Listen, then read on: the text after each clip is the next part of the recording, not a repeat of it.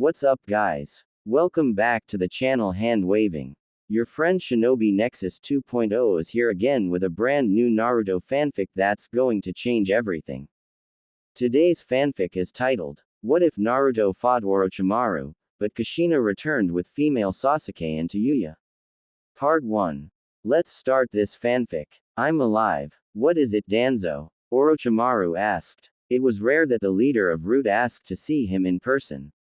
Rarer still after his exit from Konoha, it was too risky. The aged commander shifted on his cane as though to remind all those present that the cane was little more than show and that he was very much still a capable ninja. I brought you something that might be of use to your research. A group of Root Anbu emerged from behind the trees. They carried a roughly human-sized container. Without a noise, they set the container in front of Orochimaru. Curiosity gripped Orochimaru. He liked secrets, he liked knowing secrets a lot. With a nod, Danzo signaled for Orochimaru to open the container. The lid opened easily. Inside was a pale red-headed woman that was breathing regularly due to an apparatus attached to her. It looked like Minato's wife, that Uzumaki woman. Minato is already dead, why would I want revenge on his wife? Kushina along with Minato used their souls to seal the Kyuubi. Minato died, Kushina's body however still lives. And a living body without a soul must have some use. Danzo knew more than he said. It was behind his every word. Danzo knew about his research. Orochimaru narrowed his eyes at his mutual conspirator. I'm certain that I could find some uses for it, but what does this gift cost me? Danzo could only smile. Call it a gesture of good faith for your work with the Senju cells. Years later, Orochimaru adored his Uzumaki body.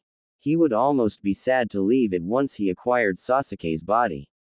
The body would likely still live even after he left it. It truly was a remarkable vessel. He had improved it, of course. He took the Uzumaki's natural regeneration to an absurd level such that anything short of a fatal wound would heal quickly. And then there was the blood. That thick, almost ink-like substance that he had coursing through his veins. Uzumaki blood was just a natural binding agent for seals. It was because of this blood that he had been able to create the curse seals as effectively as he did. The only downside were the chakra chains. Even though he could freely create and dismiss them, they failed to heed his command. For years he practiced and researched them. The chains would not heed his call. And of course, those chakra chains would be rather useful for dealing with the newest Kyuubi Jinchuriki. The little blonde brat was currently charging at him in order to save Sasuke. Admirable, really. 5-pronged seal. He channeled his chakra into the tips of his fingers, one for each element, and slammed it into the boy's stomach. It'd disrupt the Kyuubi's chakra, the boy's as well, but without the Kyuubi, the boy was nothing more than a gnat. To his surprise, when Orochimaru made contact with the boy's stomach, a blast of feedback hit his arm, leaving it slightly numb. Probably nothing more than a bit of the Kyuubi's chakra attempting to return to its former vessel. He'd look into it later. He had a gift for Sasuke to give after all. She existed. But at the same time, she didn't. Kushina could feel that she existed. It was unusual. She was dead before, right? No, that was wrong. She was supposed to help Naruto tame the Kyuubi. But where was Naruto? Was she dead now? Did her baby die? No. Naruto was her son. And her son wouldn't die until he became Hokage. And hopefully had a bunch of adorable grandbabies. Did Minato's seal fail? Was she released early? She couldn't feel the Kyuubi. She blinked. Wait, blinked. She blinked in confusion and her eyes appeared. She could see now. She looked for her hands and they appeared. Then her legs and the rest of her. That is the last time I'm ever getting sealed. She stretched her muscles for the first time ever. Each one ached for the first time. It felt good to exist again. Now where the frick am I? Kushina looked around frantically. And she instantly recognized her location. It was where the Kyuubi was stored inside of her. Or used to be. The massive boulder that the beast was chained to loomed in the distance, or what was left of it. It was more a slightly molten bit of rock and metal. Steam still rose from it. Seals are weird. With a puff of air, Kushina scratched the back of her head in confusion and continued to look around. Okay, why the hell am I in here? I mean heck, darn it. It just didn't make any sense. How much time had passed? Why was she inside of her own seal? Alright Kushina, think. You're alive, probably. And you're inside of your own seal. What would Minato do? Kushina paced back and forth, she had only been in here a couple of times. When the Kyuubi was first sealed inside of her, twice when her life was in danger, once when she had to save her wimp of a husband, and lastly when the beast was released. She frowned for a moment and then began to take a wide strut as she paced. Well, you see Kushina, first I would look at my notes. Kushina began in Minato's voice. And then I would consult my notes again. Oh, and then I would ask Jiraiya-sensei. And finally, I'd come ask you because you're super awesome and I'm totally in love with you. She snorted again and blew out more hot hair. Oh, Minato, she said in a girly voice. Just one problem. She paused for dramatic effect. And then she exploded. I don't have any of those things except for me. Doing her best to appear larger, Kushina put on her best stupid guy face. Hee, I'm a pervert. Figure it out yourself, girly. You're the Uzumaki. With a smack of her forehead, Kushina dragged her hand down her face as though to reset it back to normal. Great. I've only been here for like 30 minutes and I'm already talking to myself, yeah? No. Determined to stay quiet for once in her life, Kushina sat down cross-legged and attempted to concentrate. Inner peace, she mumbled. Inner peace, inner peace. The list of people that had tried to get Kushina to calm down with meditation is a long list filled with names written into history.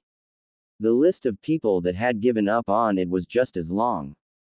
A piece of the still molten rock slid down into the water below it, causing it to sizzle. Kushina grew furious and shot to her feet. With a snort, she stomped towards the offending chunk of scenery. The water didn't splash when she stepped on it, nor did it move. The rock itself was neither hot nor cold when Kushina approached it. With a deep frown, Kushina examined the mountain of slag. She felt it as soon as she saw it. A remnant of the Kyuubi's chakra. She had lived with the beast inside her for 2 decades, she could recognize its hatred anywhere. It was an odd spirally thing that whirled on its own.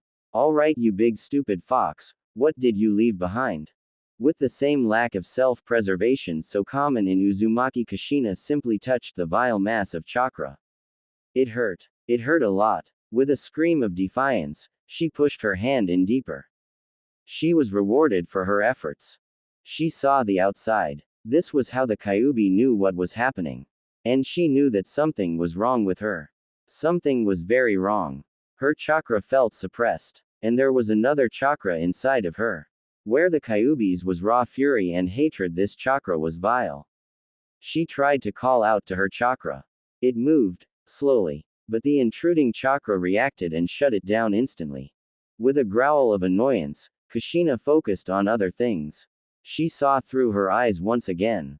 It was fuzzy and muddled. She could barely make out any shapes or objects. With a tedious motion, she tried to unblur the sight. She was greeted with sound. The first match is Sasuke Uchiha vs. Kushina lost focus for a moment at that name. Sasuke. That was the name of Makoto's child, right? Did Makoto take good care of Naruto? Were napkins considered legally binding documents? Wait, was that actually Sasuke? He was fighting now. It sounded official. How long had she been gone? With a grunt, Kushina forced her arm back into the residue of the Kyuubi's chakra once more. Once again she ignored the pain and focused hard.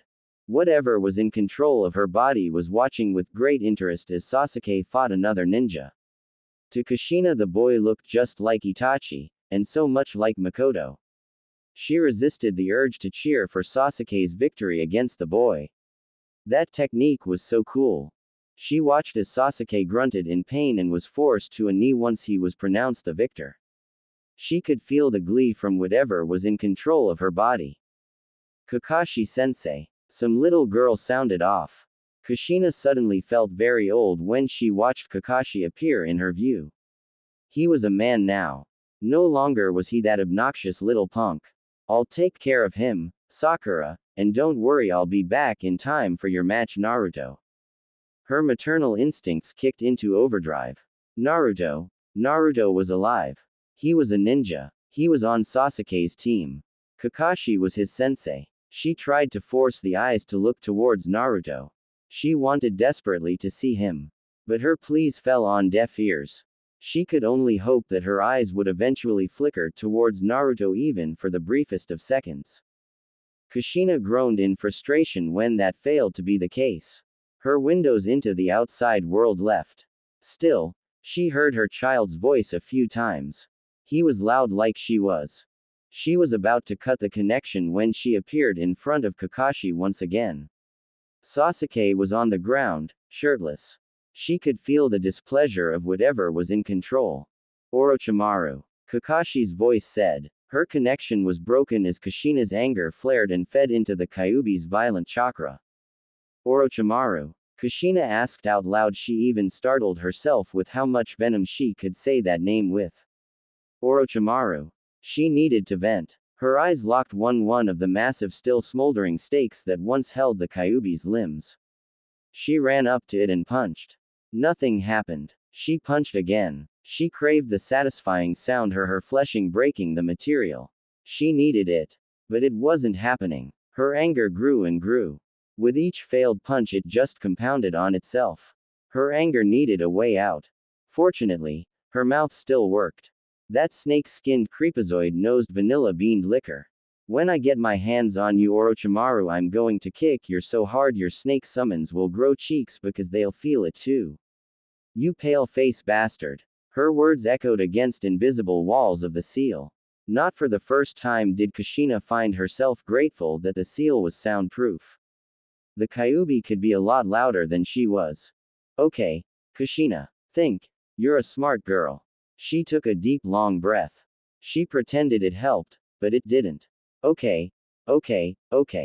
First things first. To-do list. Right. Tsukumo-sensei always said that I needed to prioritize things.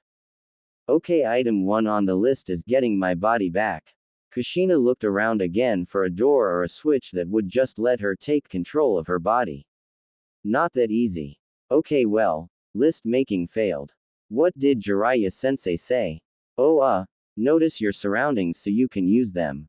A small chunk of Kyuubi's power, even smaller amount of her own chakra, molten rock designed to hold said Kyuubi that was powered partly by her chakra. Not a lot of useful stuff. Oh, and I'm inside Grandma Mito's seal. Inside a seal. Kushina blinked as those words. There was an irony to it, and Uzumaki being sealed inside of anything was just a cruel joke of fate. Though it wasn't all that uncommon either. I'm inside a seal. Kushina shouted happily and quickly ran towards the nearest wall of the seal.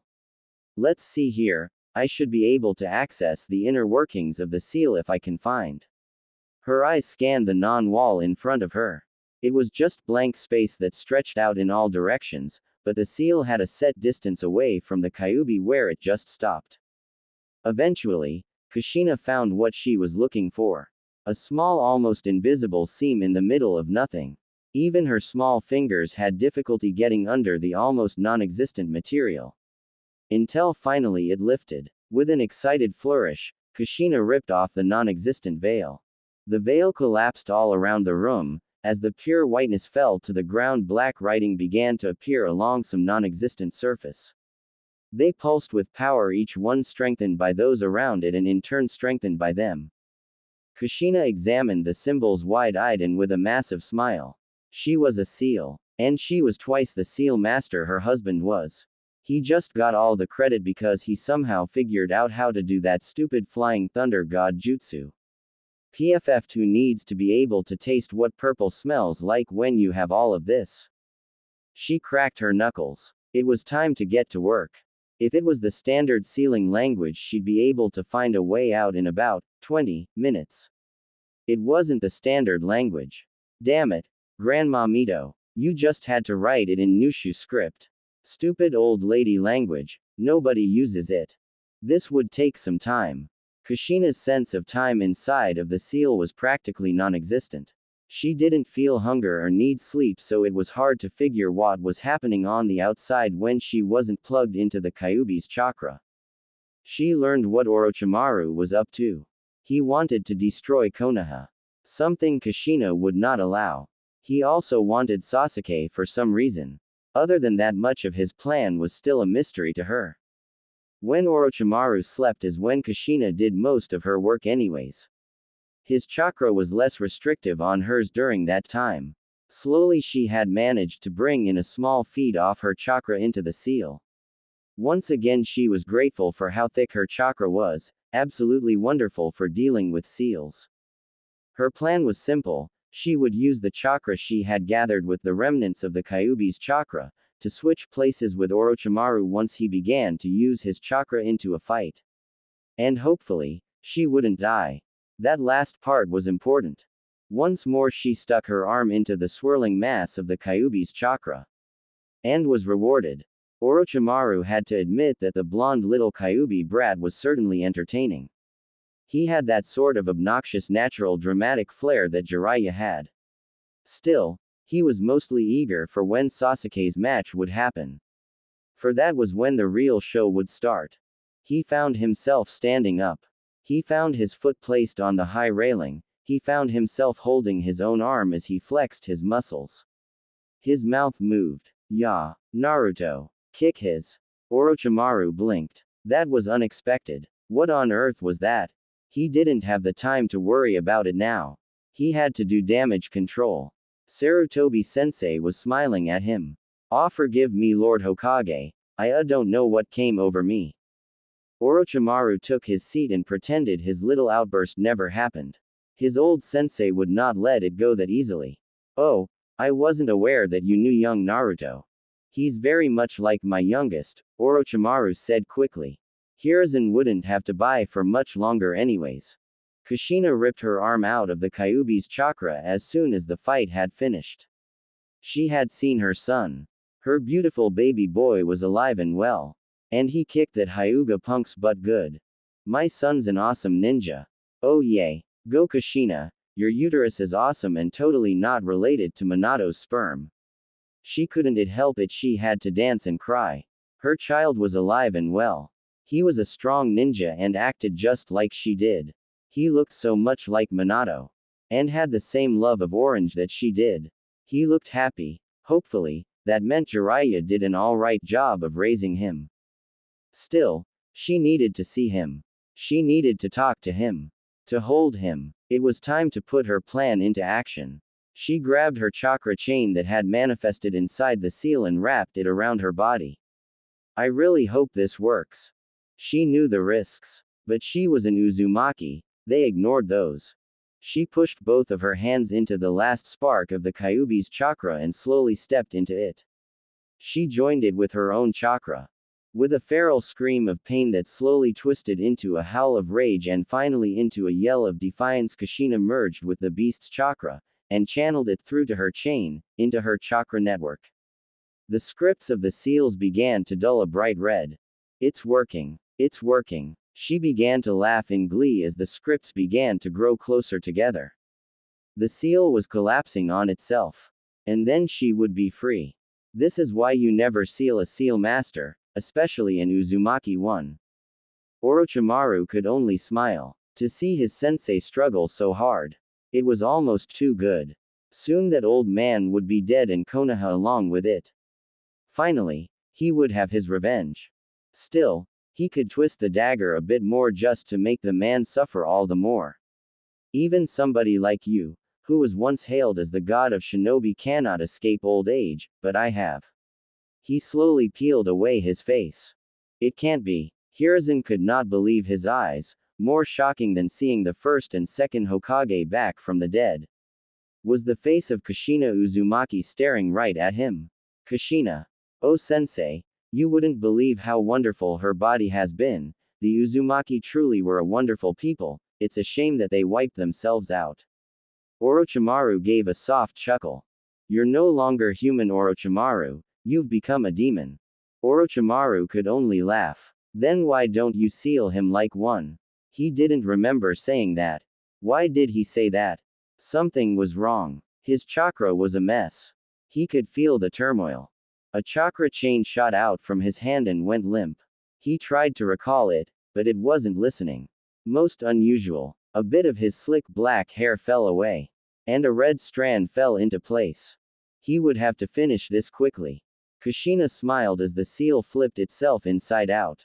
She was rocketed back into her body and into a direct conflict with Orochimaru. Her chakra chains were still there and still heeded her call alone. They were indestructible chakra constructs. Once she created one, it was with her forever. She could feel, the air felt good on her skin. She could see, she could hear, but she could not move. Orochimaru was still in direct control. She watched in horror as Orochimaru continued his assault on Sarutobi. Until the old man appeared using her jutsu. Her dead demon seal jutsu. Okay, it was technically Minato's, but she helped. Her name was just under his.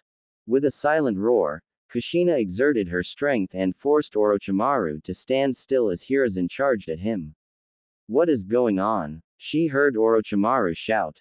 Hiruzen smiled and was about to answer. He's using the dead demon seal, you idiot, Kushina answered for him using her mouth. Your soul is going to be eaten by the Shinigami. She laughed.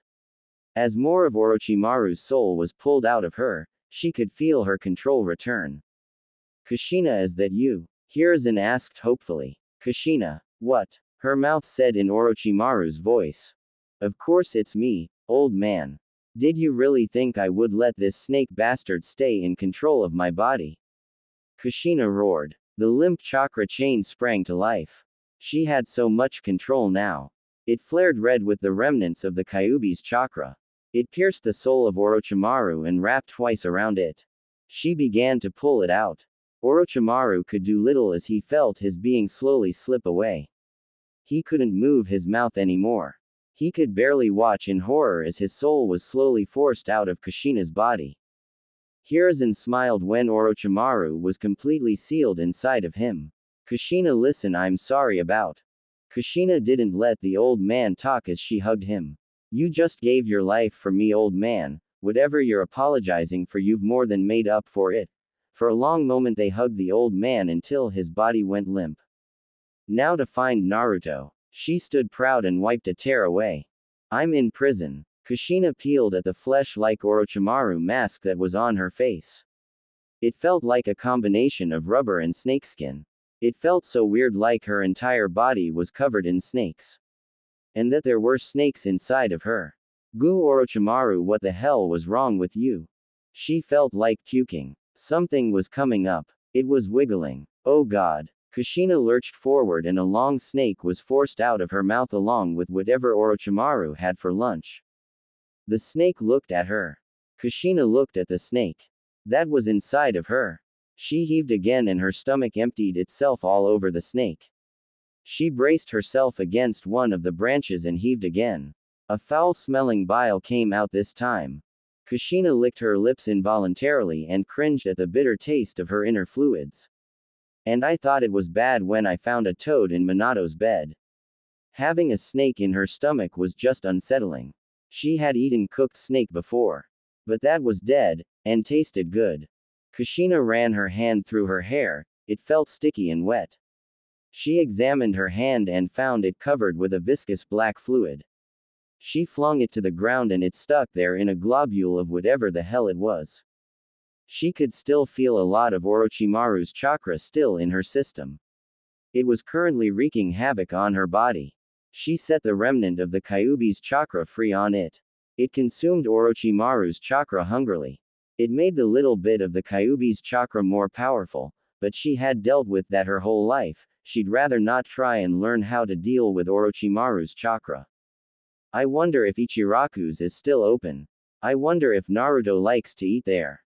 She pulled another globule of the hair gunk out off of her head and flung it on the ground like a giant blood-filled booger. She could already feel her hair growing. Maybe after a nice long bath. She was still covered in Orochimaru's skin-like stuff. It was so gross. A hum went through the air and Kushina felt the wind for the first time. She turned quickly to watch the barrier fade from existence. In a second she was surrounded. 4 ninjas appeared next to her. They looked like a sound ninja. Lord Orochimaru, are you okay? Kushina looked at the second head that spoke to her. Apparently, 5 ninja appeared next to her. We should get the out of here, the Anbu are here. A short little redhead said. Kushina gave an awkward laugh. Actually, I'm not Orochimaru. A squad of Anbu appeared along with the captain of the Anbu. Shit, we wasted too much time. The redhead shouted in raw annoyance. Jugo just grabs him and we'll run. The large man tried to grab Kushina, but she managed to sidestep away from him. Hey, not Orochimaru. The Anbu captain spoke first. Orochimaru, you are under arrest for the murder of the third Hokage. Come peacefully or die where you stand. Kushina looked around at the crowd. They were all looking towards her. Is this how Minato felt when he was Hokage? Still, the Anbu would try to kill her. And these sound ninja looked ready for a fight. She could probably fight them and live. I'm not Orochimaru, but I surrender anyways. She stuck her arms straight up in the air as a sign of defeat. What? The reed head spat, but she dropped her flute regardless. Also, my name is Kushina Uzumaki, and I'm fairly certain I'm allergic to being sealed. Can I at least get a nice bath first? Kushina asked the Anbu guard that was needlessly rough with her. She knew what Anbu protocol was, and she was 90% certain that didn't add be a massive bitch since she was in it. Without another word from the Anbu, she was shoved blindfolded to the ground. The cell door shut behind her. Ouch. What the hell, no shower, no food, no watch your step. Sheesh. Did I kill your dog or something? You killed our Hokage, came the cold reply. Kushina groaned as she tried to sit up. Look, I already told you that wasn't me, it was my body. Orochimaru was in control of it for like ever, Yano, and now I'm back in charge and I love Konoha. Hell, I the fourth Hokage. There came no reply. Then she felt her side get kicked. Good, that hit you. It sounded like the redhead from before. She got kicked again. And again. You stupid bitch, why the couldn't you have just said run away? Like holy hell, now we're in prison because of you. OWW, hey, quit it. Kushina said as she was assaulted by the feet of the girl. Guards, my cellmate is being mean to me. If the Anbu were even there, they didn't say anything. The girl kicked Kushina harder. OWW, no, really cut that out, Kushina said as she righted herself. Her hands were bound behind her back, and given how they thought she was Orochimaru, it seemed only right that they placed heavy-duty seal blinders on her. Are you really not Orochimaru? The redhead finally asked. Kushina sighed and attempted to stand up. If she was right, there should be a bench or a bed against the wall. She found it with the back of her calf and sat down. Instantly her hands went work on her bindings. Well, mostly no. I mean, he was using my body like a meat suit for a little bit. But now I'm back in it. To be fair, she was mostly still amazed that she was alive. And the Kyuubi's chakra was still eating away at what Orochimaru had left behind. So what happened to him? Is he gone? Kushina smiled. He's as gone could be. The bindings were new, they must have updated them since she last tried to break out of a set. Nothing she couldn't handle. So what's your name anyways? Tayuya. And are you sure he's gone? Like you're not going to suddenly turn back into him, or you? Who are you anyways? Kushina Uzumaki. Nice to meet a fellow redhead. She had a kinship with her fellow reds, even if they didn't always return it. She twisted the binding and felt everything fall into place.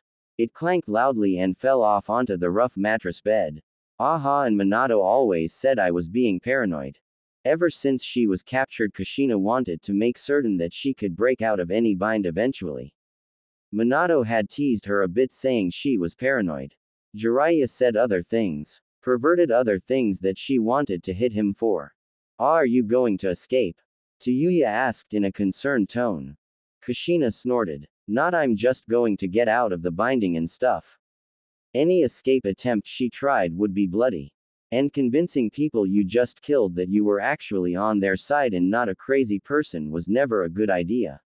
But letting them know that she chose to stay put had to help her case right. The sealed blindfold on her eyes was far easier to remove. She could probably do it with just her feet if she really wanted. The idiots left enough of the sealing ink on it to cause it to be raised just enough for her to draw it out. A bit of blood and the blindfold fell off. The cell was a poorly lit and rather claustrophobic room. Tayuya sat on a bed cross-legged directly opposite from Kushina. So why did you work for Orochimaru? Kushina asked. Kushina watched as Tayuya shifted uncomfortably. She was a small petite girl much like she was at that age. She wondered if Tayuya might be some lost Uzumaki. Especially with that red hair of hers. Mostly because he put a curse seal on me and bound me to his will. Curse seal? Kushina questioned. She'd never heard of something like that before. Did it function like a biju seal? Yay. He put it on the back of my neck when I was 5. For a while it was better than living on the streets. Kushina frowned when the girl suddenly shivered. Don't know why I'm telling some nutty old lady like you all this, though. Kushina bristled at that. I'm not old, I'm 24 years old. Mentally at least. Though Minato would probably argue that it was younger than that. But her body was a lot older now. Damn it. That's still old. Tayuya shot back. Damn brat. Kushina pursed her lips and huffed. Kushina lacked the ability to deal with silence for very long periods of time.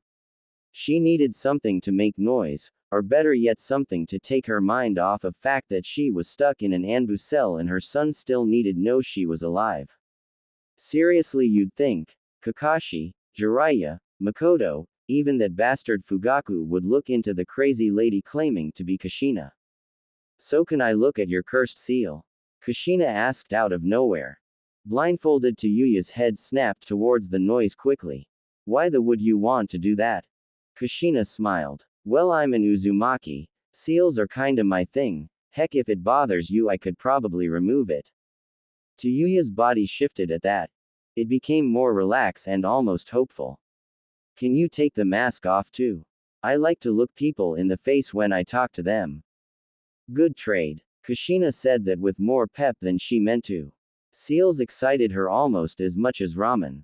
Kushina stared in the dim light at the complex seal that Orochimaru had developed. It was more of a mark than a seal really. Still, some of the basic concepts were the same just on a small scale. She could feel a connection to the seal now that she touched it. The bastard had used her blood as one of the binding agents. It looked like it was mixed with something else, though. Still ignoring the unknown, Kushina pushed her chakra deeper into the seal. There was some of Orochimaru's still in there. It was tangible. The rest, however, felt closer to the senjutsu stuff that Jiraiya tried to teach Minato. She pulled up some of the recently created Kyuubi chakra. It was just a wisp of it really. Still, it should be able to eat Orochimaru's inside of Tayuya's seal. Okay. This might hurt a little bit, Tayuya. If it gets the seal off me I'll suck your. Kushina smiled, despite all of the girls swearing she liked Tayuya. It had absolutely nothing to do with the fact that she reminded her of a little her. Without wasting another second, Kushina plunged the wisp of Kyuubi's chakra down into the cursed seal. It was like setting fire to a book. Kushina pushed her own chakra along with it to make certain that the Kyuubi's chakra wouldn't attack Tayuya any more than she needed it to. Tayuya gasped and groaned in pain. But she remained steadfast. Kushina almost felt proud of the girl. After a few minutes, the cursed seal was purged. Well, how do you feel? Kushina rubbed Tayuya's back slightly, in an attempt to comfort the girl. But mostly to wipe the sweat from her hand. The senjutsu aspect of the seal was still in place, but whatever was left of Orochimaru was gone. Tayuya laughed and gave an exasperated smile. Like you just pulled a giant splinter out of my eye. By the third day, they stopped putting the binding on her. She only had to break out of them a dozen times, the last of which she did with the Anbu guard watching. It was a shame that they had separated her from Tayuya rather quickly. The girl was fun. I'm bored. She groaned it out like it was some ultimate crime against humanity. Hey, Mr. Anbu, can you just go get Kakashi or Jiraiya for me? I'm certain that they'd be able to tell you who I am. Seriously, all these Anbu guys were annoying, they never said anything. She was met with silence. She shot up from the bed and assumed a cross-legged sitting position as she glared at the Anbu. It didn't make any sense. Surely if Jiraiya knew that Orochimaru was captured he'd come running to talk to him. Kakashi she could see avoiding her because that was a weird little kid that was a broken mess last she checked. Great ninja horrible human being. A door echoed from down the hallway. She perked up instantly hopefully that the noise meant visitors and something to do besides stare at a wall and make faces at the Anbu. Kakashi walked in front of her cell door. He was taller than she remembered and was reading some weird orange book. Still, a familiar face that wasn't dying or trying to kill her was a welcome sight. She gave him a small wave and took a page out of his book. Yo. Why? Yo. Kakashi waved back in a state of shock. He had been told that Orochimaru was claiming to be Kushina Uzumaki. But he wasn't expecting to see a literal copy of Kushina sitting in front of him. How have you been, Kakashi? Kushina knew that Kakashi was a bit slow when it came to social aspects of life. She wanted to ask him about Naruto but she needed to ease him into that. Good. Good. That was all he could say. Can you explain what happened? Kushina rocked on her butt for a moment. She held her feet the same way she always had when she didn't have a proper seat or something to do with her hands. Do you mean the night me and Minato died? Our whole Orochimaru using my body like a meat suit for years? How long has it been by the way? Almost 13 years, Kakashi said slowly. His eyes narrowed. I saw your body. You and Sensei were dead. How can you expect me to believe that Orochimaru somehow brought it back to life and... Look. I thought I was dead too. Okay. That's why I made Minato seal some of my chakra into the seal with Naruto, so that I'd be able to see him just once, even for a little bit. So that I could help him when he decided to confront the Kyuubi. I thought I was dead. Kushina cut Kakashi off then and there. She knew it wasn't to her advantage to get angry here. But damn did it feel good. I'm just as confused as to how I'm alive. But this is my body, I know that much, and as for Orochimaru, the old man took his soul with him with the dead demon seal. Kushina sighed and ran a hand through her hair. A lengthy process. She missed her super long hair, though it would likely only take a couple months to get back to the length she liked. Kakashi snorted and flipped his book with his finger. And you expect us to believe any of that? I don't know what you expect to gain by pretending to be Kushina, but... For the second time that day Kushina interrupted Kakashi. Not with words but with action. The last of Orochimaru's chakra had been consumed by the Kyuubi's chakra. It felt good not to be suppressed by that chakra anymore. 6 chains ripped from her back and buried themselves deep into the wall between the Anbu and Kakashi. How many people have these chains, Kakashi? Kushina asked. Even among the Uzumaki they were a rare trait. And Kushina's chains were beyond all others. The adamantine sealing chains were hers and hers alone. But she wasn't done. In her right hand, she produced something that Minato had taught her. The Rasengan. Kakashi choked out. That combined with the adamantine sealing chains were as close to proof as proof could get. Kushina looked at her hand.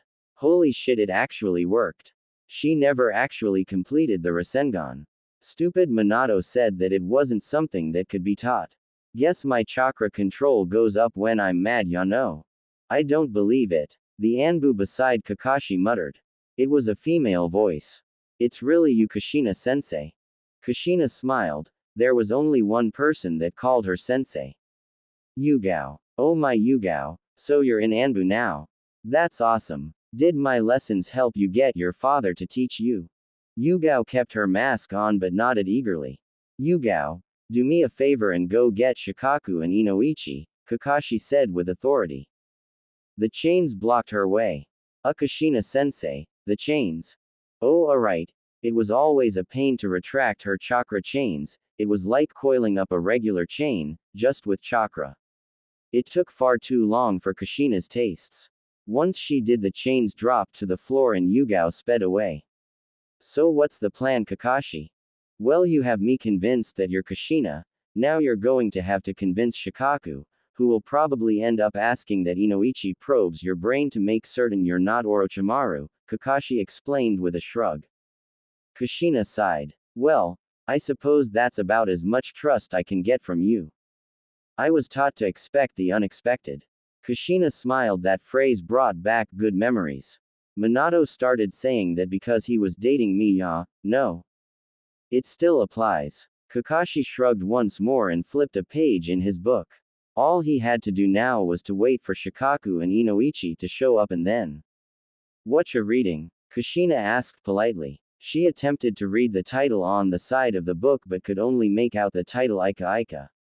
Ika Ika Paradise. Lord Jiraiya wrote it, Kakashi explained dully. He remembered then why he and Kushina never got along very well. The woman lacked the ability to shut up for more than a minute unless she was doing something. Kushina clapped her hands. She liked Jiraiya's first book a lot. Enough to name Naruto after the character Naruto. Ooh, is it any good? It's my favorite series of books. A dangerous idea popped into Kakashi's head. Would you like to read it? He might as well have asked Naruto if he wanted ramen. I wanna be Hokage. Can we get some ramen real quick? She was hungry for real food. It seemed like it had been forever since she had gotten ramen from Ichiraku's. The old man would probably give her a free bowl or two for coming back from the dead. Kakashi sighed and leaned back against the chair in the interrogation room. Shikaku and Inoichi had insisted on having a formal interrogation of Kushina. Behind the glass in the observation room was Danzo, Choza, the advisors to the third, and a dozen other jonin and the like. He really would have liked a few more days of bed rest after that fight with Itachi. But no, Kushina just had to come back to life. After you let Inoichi into your mind and let him see everything. Shikaku sighed, hating to repeat himself. I'll give you this, you're certainly as annoying as the real Kushina. Kushina huffed and folded her arms across her chest. You remember what happened during the Chunin exams? Inoichi screamed in terror for like a week because he got pulled into the Kyuubi's seal. Now that I turned it inside out, I don't know what will happen. I was 13. What 13-year-old wouldn't piss themselves at seeing a giant fox nearly bite their heads off? Inoichi glared at Kushina. That was a completely and utterly humiliating defeat during their Chunin exams. It was why he told Ino to never use the jutsu on Naruto. Besides, the fox is sealed in somebody else now. Naruto. Kushina snapped quickly. The fox is sealed in Naruto, my son. Stop pretending like you're keeping a secret away from me.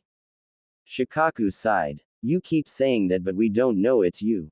Kushina stood up quickly and slammed her hand down on the table. Shikaku, Yoshino has a mole on the top of her right butt cheek, and a birthmark on her right. Inoichi, you asked me out once and I said yes because I thought you were a girl. You promised to never tell anybody that. Inoichi stood up sharply and slammed both of his hands down on the table. Ha! So you admit I'm me? Kushina shouted and snapped her fingers. It was such a simple victory. When she was younger, she thought boys were icky and gross, and that girls were cute. Especially Makoto, she was so pretty. It was actually a compliment that she thought Minato was girly. Shame she could never get him to grow his hair out super long. Inoichi slammed himself back down into his chair and huffed. Yay, fine. You appear to be Kushina, or at least have all of her memories. He looked at Shikaku. I'll admit that you appear to know things that Kushina would know. But it still doesn't explain why you won't. Shikaku began again. Kushina interrupted him with a snort. I said I flipped the seal inside out. And if he goes in there and something wonky happens, then you are all going to overreact, call me Orochimaru, and then I'm never going to see my son. How do you even turn a seal inside out? Kakashi asked simply. He didn't even know why he was in this room. Perhaps they were scared that she really was Orochimaru and wanted him there. Kushina blinked in confusion and began to twist her hands like she was fiddling with a puzzle box. Well, with Nushu's script, the trick was to find the corner rune, and then with the chakra that's being used to power the seal, you wrap it around twice over and let it through the third gate before you just kind of pull. The room sat in silence for a few long seconds as they tried to process what exactly Kushina just said. So what's inside the seal now? Shikaku asked. His understanding of seals was lacking, to say the least. He just couldn't wrap his head around them. It required a different kind of smart than what he had. Inoichi was even more lost. There is no inside. Her response was automatic. But you flipped it inside out, so now the outside is in. Kushina rolled her eyes. It was like talking to children. Seals don't have an outside, they have an inside that they keep stuff in. The room fell into an awkward silence once more. If there's no inside, then how would I get trapped in there? Inoichi asked in frustration. Kushina sighed and sat back down in her chair. Because seals are weird, okay.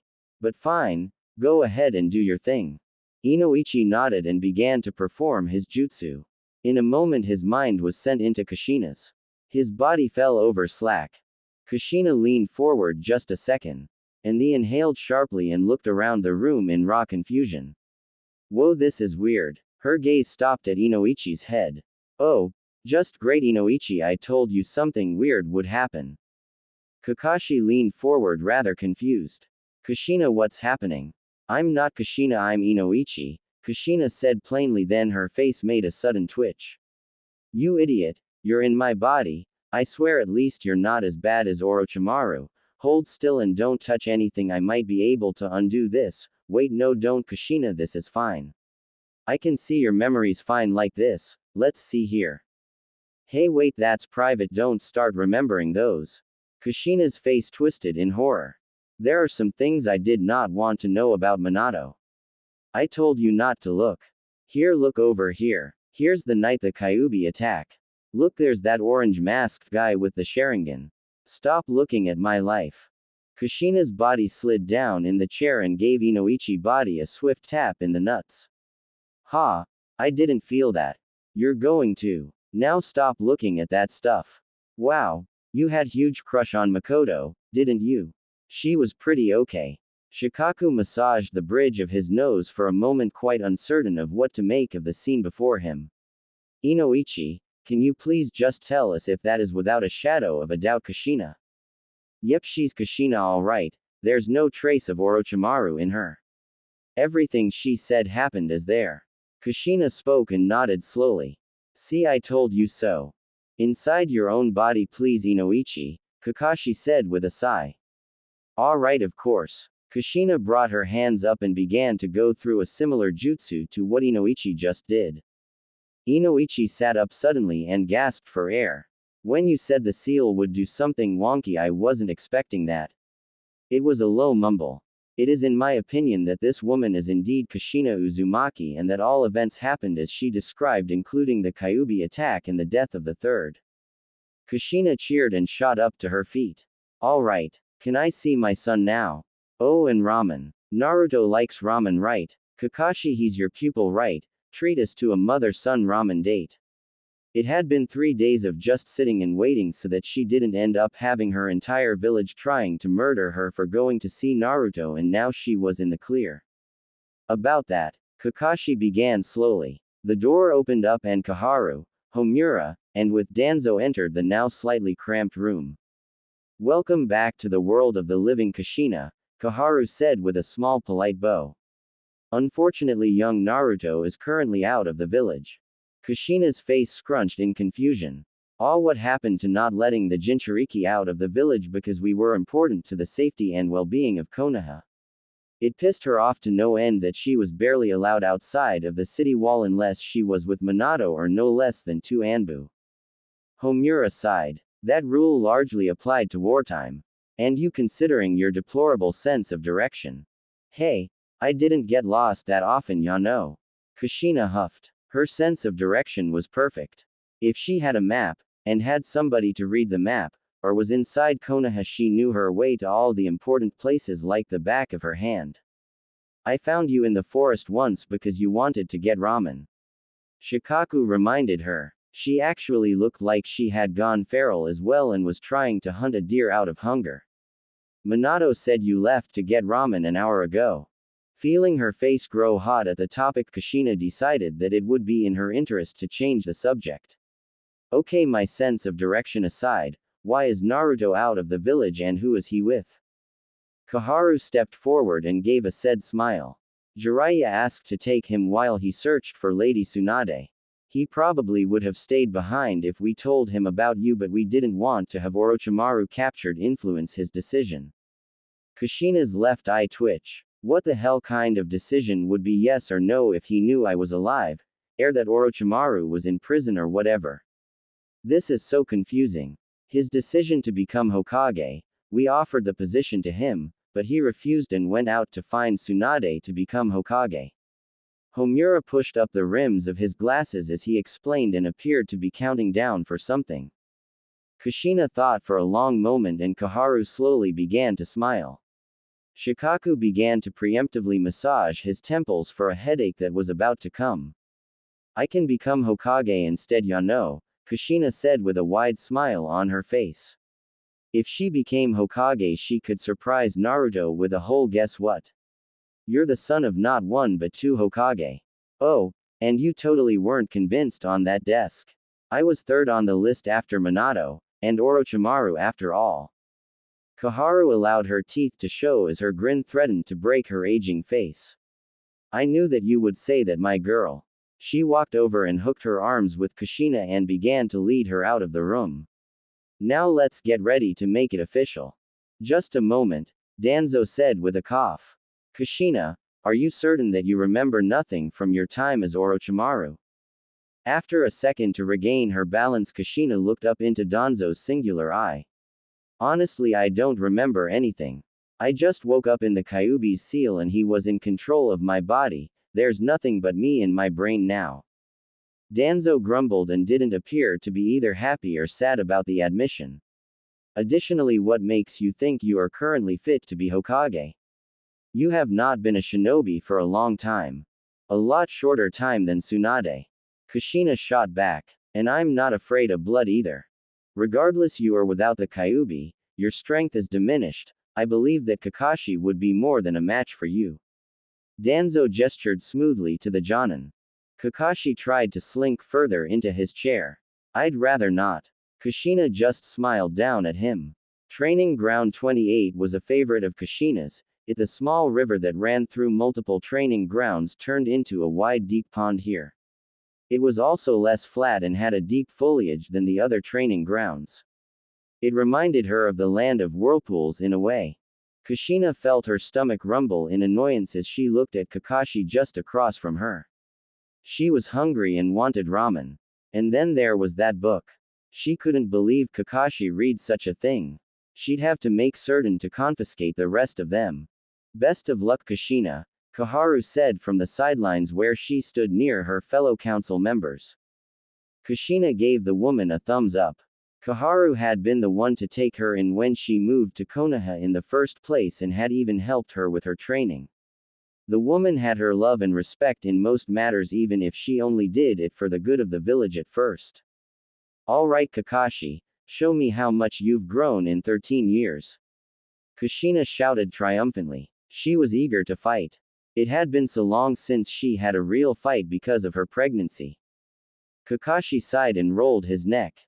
Dynamic entry. Like a bolt of green lightning, Guy crashed down onto the field like a green beast. Kakashi, my rival, what is this? I hear that you have accepted somebody else's challenge. Kakashi smiled, for once Guy's competitive nature was about to pay off. Ah, Guy, you're here to take my place, Kakashi said nonchalantly and bounded off to the sidelines. Curse you and your hip ways, Kakashi, abandoning a challenge, do you lack youth? Guy shouted loudly. He then turned to address Kakashi's opponent. I'm sorry for my rival's overly hip behavior, please allow me to fight in his stead, miss. Kushina rolled her eyes but couldn't help but smile. Honestly, Guy, you still have problems remembering faces. This confused the guy. It's me, Kushina Uzumaki, Kushina said with a smile. The council wanted to test my abilities before they decide if I'm fit to be Hokage. Guy thought for a moment. But how can that be? Kushina died 12 years ago during the Kyuubi attack. I came back. Kushina deadpanned and stared at Guy for a second. He looked like he was about to ask another question. Okay. Ready, set, go. Before Guy could ask more questions, Kushina launched a trifecta of spiked chains from her back at Guy. They were slow enough that he could dodge them easily. I see, if that's how it is to be, then I might Guy shall be your opponent. Guy shouted from his mid-air leap. He dove at Kushina and attempted to deliver a quick kick to the abdomen. It seemed to be moving slower to Kushina for a moment. Her muscles twitched faster than she thought they would and was able to catch Guy's foot. The force caused her to slide back a foot until her chair still buried into the ground where Guy once was pulled taut. Numerous smaller chains exited from her arm and began to wrap around Guy's legs. She began to spin. With the chain tight around Guy's legs, Kushina began to let it slack, forcing Guy to go further and further away from her. Until she brought him high up into the air, and then down to the ground with a powerful slam. Her body felt stronger than before. A gift from Orochimaru, no doubt. With a heave, Kushina pulled Guy towards her, reeling in the chains as she did. In her right hand was the Rasengan. It wasn't a complete one, but it would still be enough to knock Guy back again. Guy grunted as the Rasengan slammed into his stomach. Before the force could knock him away, however, he grabbed onto Kushina's wrist and forced himself over her head, where he delivered a powerful kick to her side. Not bad, Guy. Kushina, as she was forced back several feet. You're in my trap now. Kushina's hands blurred through 3 hand signs and her chakra chains did the rest. Chains erupted from the ground all around Guy with remarkable speed and replicating and turning on their own accord. Several acted as guards to prevent Guy's escape. In a second, Guy was captured in a cage of chakra chains. By the way, Guy, that cage could hold the Kyuubi for a week. Unless she had a giant hole in her stomach and just gave birth to a giant-headed baby, then it was closer to 30 minutes. Her warning didn't stop Guy from trying to punch his way out of the cage. It had minimum effect. Kushina turned to her audience with a smile. Satisfied. Danzo frowned and stepped forward once again. Your combat abilities are impressive and you are a renowned seal master. However, do you think you can protect Konoha? Kushina smiled all the brighter when he asked that. I'm glad you asked, Danzo. You see, I was working on this baby while I was pregnant with Naruto. Let's see if I can do it now that my chakra isn't going crazy with 2 other life forms in me. An 8-sealed jutsu that only an Uzumaki like her could do. She tapped into the Kyuubi's chakra for this and well over half of her own massive reserve for this.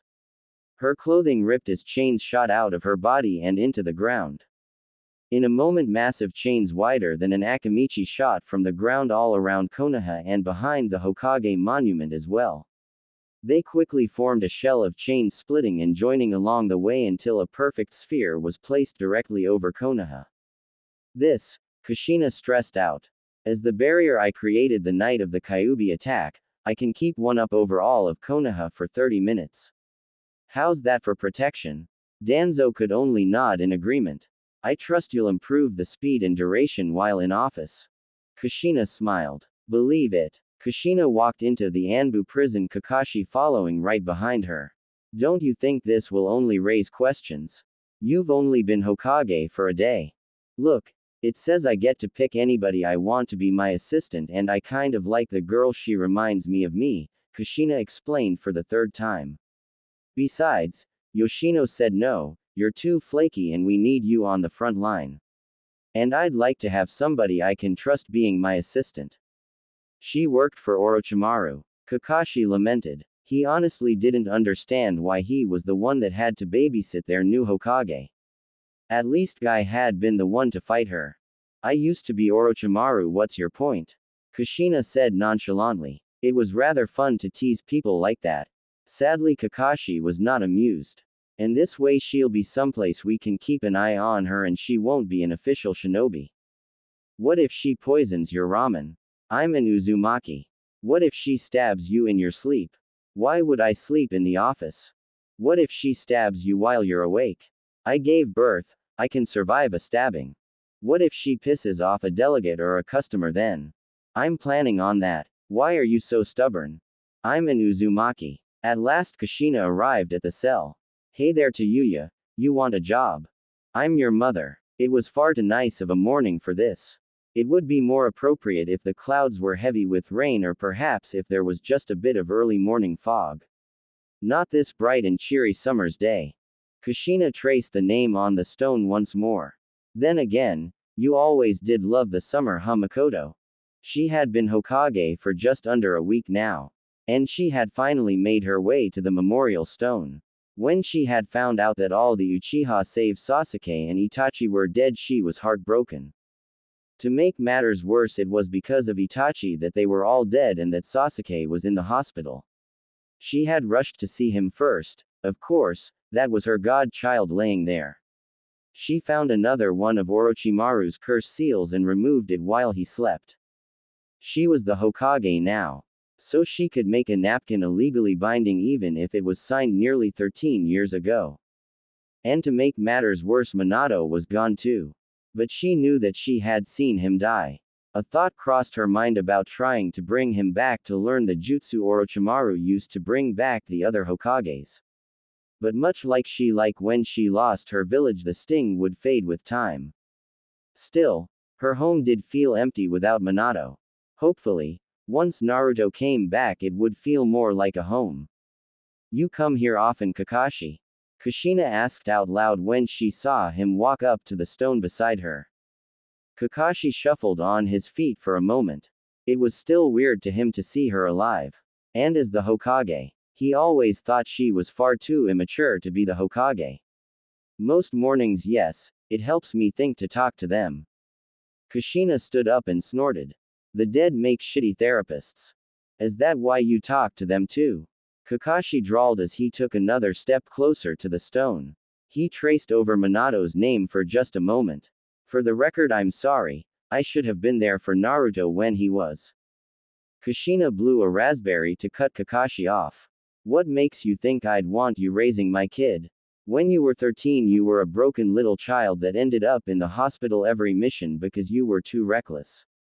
And the only that's changed is that you're not a half pint anymore and you've picked up reading porn. Kakashi could only chuckle at that. He truly had no defense. Is that why I found your assistant buying the collector's edition 2 days ago? Kushina felt her hair stand on end. I don't know what you're talking about. What Tayuya does in her free time is her business. Sure. Kakashi drawled on and moved his hand over to Obito's name. Kushina spun on her heel, causing her long hair to whip behind her. Do try to move on, Kakashi. Minato would like you to. Tayuya, when's my next appointment? Kushina mumbled into her desk. She had good memories about this desk. She had with Minato on it after all. It was oddly comfortable when there was no paperwork on it.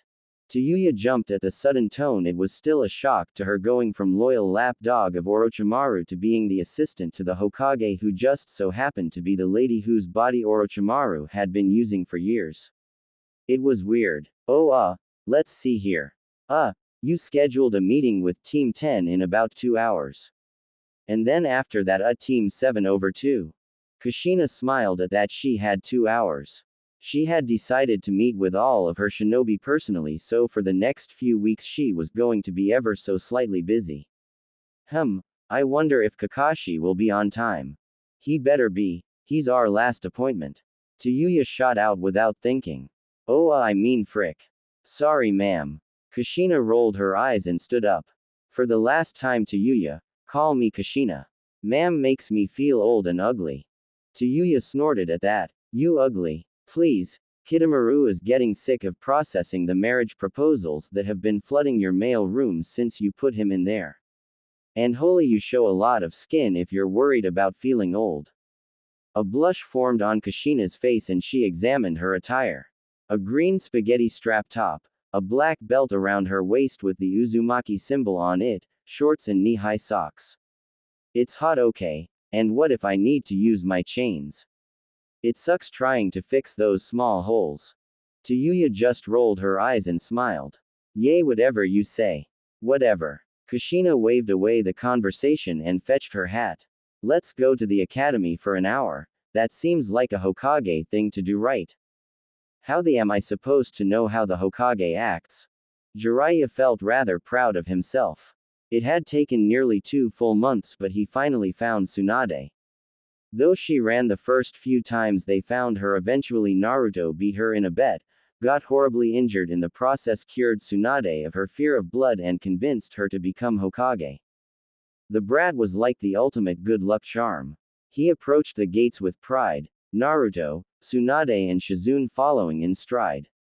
Yep, with Tsunade as the Hokage, he'd be able to see her whenever he wanted, and he could still whore his way into retirement, spying. He meant spying. Ah, Lord Jiraiya, the gatekeeper called happily. It's good you're here, the Hokage has been expecting you. Whoa, wait, what? Hokage? I just went out to get Tsunade to be the next Hokage. Jiraiya blinked in confusion. It didn't make any sense, they couldn't wait a couple months before they made somebody else. Yes sir, we've had a new Hokage for nearly a month. The Chunin said calmly. Sweet, I'm out of here then. Tsunade spun on her heels and tried to leave. Naruto grabbed her jacket. Hey wait, you still need to heal Sasuke. Well, who the hell is the new Hokage? Jiraiya asked in frustration. Seriously, who hell could it be? Kakashi was too young and not the most mentally stable, Shikaku was smart but he wasn't that strong, Danzo maybe. The Chunin smiled at him nervously. She ordered us not to tell that. She wants it to be a surprise. She did tell us that she expects you and Naruto Uzumaki to report to her immediately. Oh, and that if Tsunade is with you, she's to go to the hospital to heal Sasuke Uchiha, and then report her to heal somebody else. Tsunade raised an eyebrow at that. Who's the second patient? I am not allowed to say in front of Lord Jiraiya. Jiraiya snorted and started to walk away. Come on Naruto, let's go see who the new Hokage is. He was pissed. Who on earth did this lady think she was giving him orders like that? I need to give her a piece of my mind. Tsunade stood at the gate for a moment and waited for Jiraiya to be out of earshot. So who's the second patient? Jiraiya most likely. She's rather miffed at him. Sounds like my kind of Hokage. Tsunade folded her arms over her chest. She might as well get to healing that Uchiha kid. Jiraiya's march to the Hokage's office was a confusing one. First, he was fairly certain the secretary at the bottom of the tower was one of the Sound Four. And now, there was this redhead that he knew was a member of the Sound Four walking towards him down the hallway. Whoa, there, why aren't you in a cell? Jiraiya asked firmly as he grabbed the girl by the shoulder. Piss off you twat, I'm on an errand run, who the air you anyways? Tayuya growled in anger. She then got a better look at the man and the boy behind him. So that was Kushina's son, she couldn't help but feel slightly jealous of the boy. So you're Naruto and Jiraiya, you better hurry, she has an appointment in an hour and is eating lunch. What do you mean errands, and who is the new Hokage? Jiraiya questioned in a panic. Seriously, there were two of Orochimaru's most loyal ninja working in the Hokage tower. Did Orochimaru somehow become Hokage as a woman and is now slowly taking it over? I'm her assistant, you sucker. If you want a hint, look behind you. Tayuya shrugged past Jiraiya and continued on her journey. I'll see you for dinner. Hey, pervy sage, who was that? Naruto questioned. He wanted to know who the new Hokage was just as much as Jiraiya did, and it sucked that now Tsunade wasn't going to be Hokage. What if this new Hokage hated him? Jiraiya shook his head as he approached the door to the Hokage office. Bad news, Naruto. Listen, if a fight starts, I need you to run and get Tsunade, okay? I have a bad feeling about this. Naruto's face hardened and he nodded quickly. He wasn't going to run, but he'd fight alongside with Jiraiya. Kushina looked up from her cup of ramen when the doors to her office were thrown open. She had half a clump of noodles hanging out of her mouth when she saw Jiraiya standing there. His face went from anger to confusion. With a mouth full of noodles, there was only one thing she could do at the moment. Wave. Jiraiya deflated like a balloon as he looked into the Hokage's office. There, slurping a cup of ramen noodles, was Kushina. She had the Hokage hat on and everything. She waved. His own hand waved. He didn't remember telling it to Kushina. He whispered. Wait, is that hot lady the Hokage? Naruto shouted in confusion when he peeked his head around the corner. Both Jiraiya and Kushina fixed their gaze on him. The stares made him feel uncomfortable. What? She has really pretty hair. Kushina smiled and slurped up the last bit of her noodles quickly. Jiraiya placed a hand on Naruto's shoulder and blew out the last bit of steam and anger he had built up on the way here. You take this one, Naruto. I need to sit down for a while. Oh boy. Running away will only make it worse, Jiraiya-sensei, Kushina warned as she made her way to the cabinet where she kept her instant ramen stash. She knew it was bad for her. And she liked to make home-cooked meals easily enough. But they were just so convenient lunch, and now she could give one to Naruto. Yay yay. Jiraiya waved her off as he slumped down into the waiting bench. Well, come on in, Naruto, and close the doors. You like miso ramen, right? Kushina tried desperately to play it casually. She had been planning this moment every day since she returned. She finally got to see her son. But he didn't know her. Still, it warmed her heart when she said her hair was pretty. Naruto walked into the office slowly and closed the doors tightly behind him. Yay, miso is my favorite. Naruto slowly walked up to the singular chair that seemed to be there just for him. For a long while, he watched the way this woman moved, her long beautiful danced with every step she took while preparing ramen for him. Kushina spun around and smiled at Naruto. He had her face, but Minato's eyes and hair. He was her beautiful baby boy. She could finally see him again. She had to fight back the tears in her eyes and the sudden urge to hug him. She needed to play this right. She handed him his cup of ramen. You should let it cool for a minute or two so you don't burn yourself. Thanks. Naruto accepted the cup of ramen in bewilderment. It was hot to the touch and smelled fantastic. Was there something you wanted to talk to me about, lady? Kushina smiled as she sat on top of her desk to look down at her son. He was such a cute child, could use a bit of work on manners, but that was okay. He did raise himself after all. Well, you're one of the few ninja in the village I haven't gotten to meet since I took office, so, how did your trip with Jiraiya go? Naruto perked up at that. Oh, it was great. It took longer than I thought it would, but we finally found Granny. I mean Tsunade, and after she made a bet that I couldn't finish learning my jutsu, then she'd come back and be Hokage. But I didn't really care about that. I wanted her to come back so she could heal my friend Sasuke. Oh, that reminds me, you're not allowed to give that hat to anybody else, got it? Your friend Konohamaru said the same thing. Kushina chuckled lightly. But can you show me the jutsu Jiraiya-sensei taught you? Yay, watch carefully. The grin that appeared on Naruto's face melted Kushina's heart. He sat the still hot cup of ramen down on the ground and stood up quickly. Naruto created a shadow clone and after a moment created a perfect Rasengan which he held up to Kushina. Pretty neat, huh? Took me almost a month to complete it. Kushina nearly fell over when she heard that. A month. Man, it took me like 5 years to learn that jutsu. And that shadow clone thing. You're amazing, Naruto. Naruto could only blush and squirm with the sudden flattery. Then he stopped and looked up at the new Hokage with stars in his eyes. Wait, you know the Rasengan too? Did the pervy sage teach it to you? Pervy sage? Kushina blinked at the nickname. He must be talking about Jiraiya. Oh my, that's the perfect nickname for Jiraiya-sensei, isn't it? But, no, he didn't teach me the Rasengan, I learned some of it from the man that created it. Whoa, you knew the fourth Hokage? Naruto asked in amazement. What was he like? Kushina smiled sadly. She missed Minato more than she thought she would.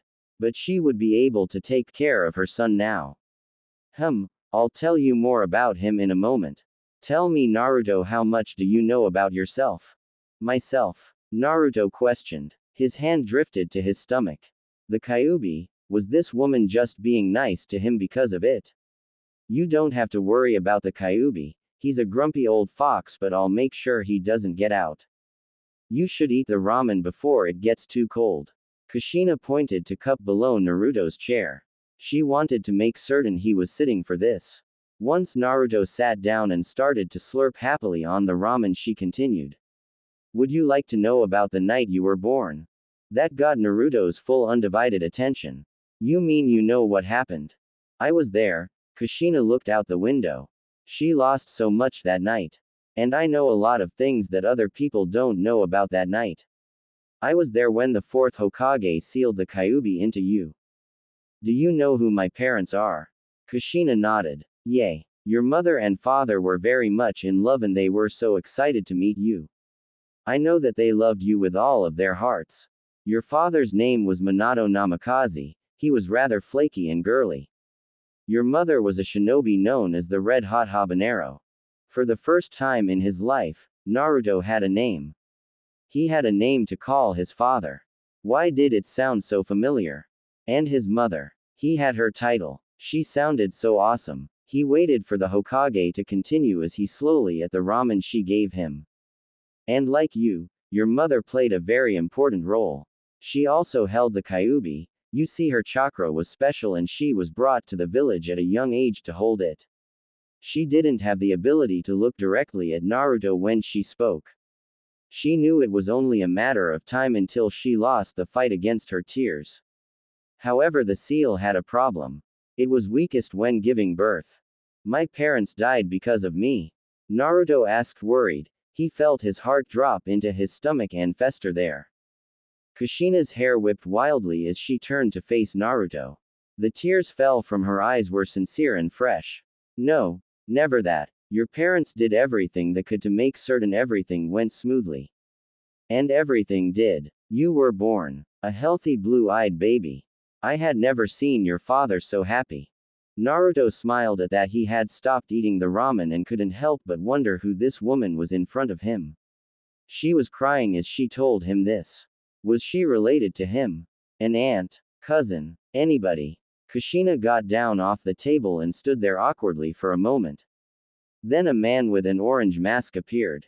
He took you from us and forced your father to trade your mother for you. Your father took you somewhere safe and your mother was taken outside of the village. And the man extracted the Kyuubi from her.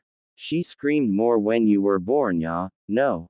Kushina kneeled down in front of Naruto. And smiled at him.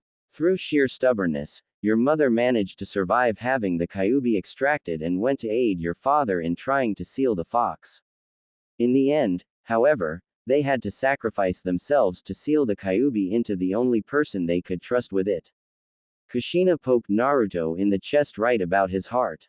Your parents loved you so much they were willing to die for you, Naruto. So my parents died to seal the Kyuubi into me and keep the village safe. Naruto questioned. He felt an odd mix of heartbreak and pride. Pride because of what his parents did. And heartbreak because they were dead. But I thought the fourth Hokage sealed the Kyuubi into me. He did. Kushina let out a small sob of a chuckle as she watched Naruto figure it out. Your father and the fourth Hokage are the same person. Naruto's eyes went wide. But why did nobody tell me? Kushina frowned at that. I don't know, and sadly the only person that could really tell me why was killed recently. But I think it might have been to protect you. Minato during the Third War made a lot of enemies, but that's just my guess. But we're not done with that night. Kushina's hands moved to Naruto's arms and she held him for a moment as she gathered the words. She had all this so carefully planned out and now during execution, she couldn't remember a single word of it. Somehow, your mother lived. Naruto gasped at that, and the tears that had already begun to form in his eyes poured freely like a waterfall. His nose began to drip with mucus. He hoped this meant good things. That his mother was alive, that she was going to see him soon.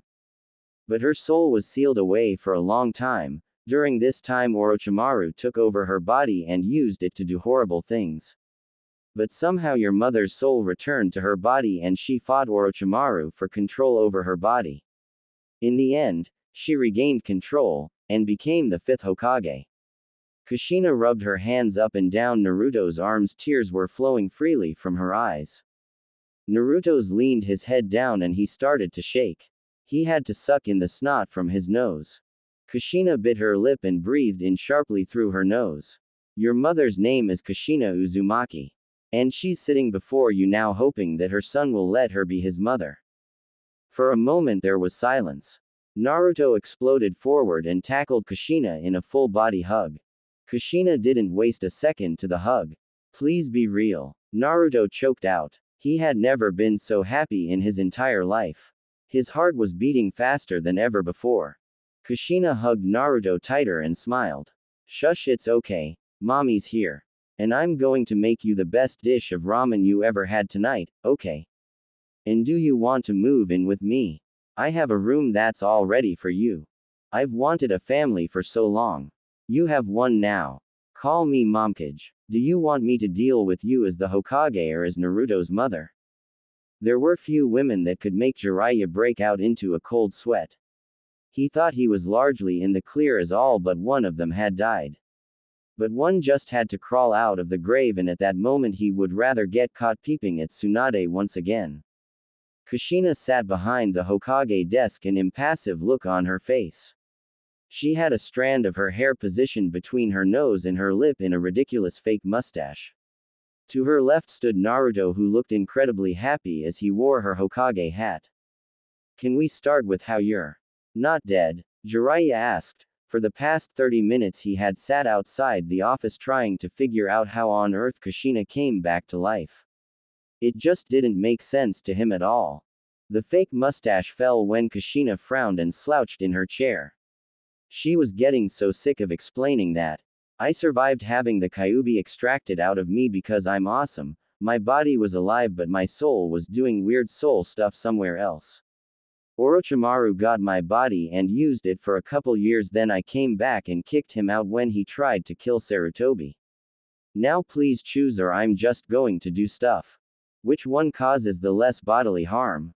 There was no doubt in Jiraiya's mind that both options were going to hurt. For once, he was thankful that Tsunade was nearby to heal his inevitable wounds. You make it sound like I'm going to kill you, sensei. Kushina laughed out and waved off the notion.